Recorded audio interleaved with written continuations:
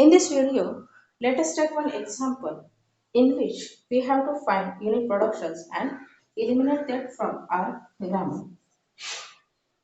First part is what we have to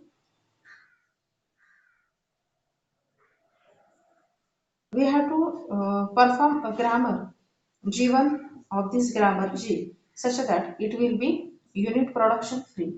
For that, what we have to perform? We have to take only that part of a grammar that is not having the unit productions. So we will list out it like E gives E plus T. E gives T is a unit production, so we will not include it in the first step. Then T gives T into F. We are not including T gives F, and here F gives E. F gives I is not in this grammar, and I gives A or B or IA or IB or I0 or I1. Okay, this is the first step in which we are transferring the only single non-unit production grammars. Now, what we have to perform? We have to perform the replacement of these unit productions with its actual production rules. What we have to perform? First of all, see here, E gives T, again T gives F, and again F gives I. Means ultimately E gives I is follows. Means it is a chain of unit productions. How we can eliminate it from our grammar? Now that is nothing but, first of all, try to replace the grammar rules or unit production rules from its bottommost part till the uppermost parts.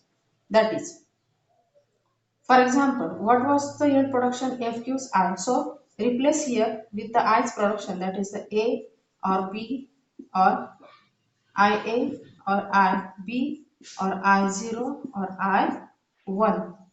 Then this actual F is included into the T. So replace F with the all this part in this grammar, that is the E or A or B or IA or IB or I0 or I1. Again, E gives T is replace or put all this T into this, that is the T into F or E or A or B or IA or IB or I0 or I1. So this is the final answer of our grammar. That is, we have eliminated the unit productions from our given grammar. So this is the solution for elimination of a unit production. Let us see here in this example what we have asked.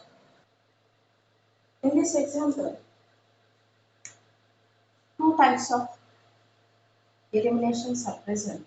First is the elimination of epsilon production, and second is the elimination of a unit production. In this case, first of all, what to do when such multiple eliminations are present in the example? First of all, try to remove epsilon productions from the grammar. How to eliminate the epsilon productions from the grammar? We have to replace the s with the epsilon in the remaining all parts of the grammar, and then we have to perform the removal of that s with epsilon.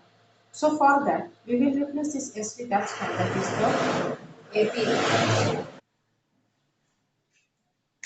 Means what we can perform it, we will write s gives asp as it is and replace s with epsilon, and that will gives us the answer like s gives ab.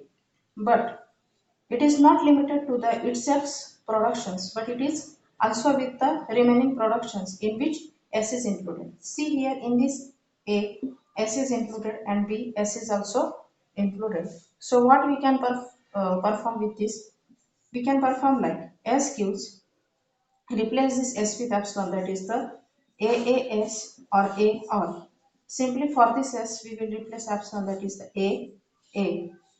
Now Same like with B.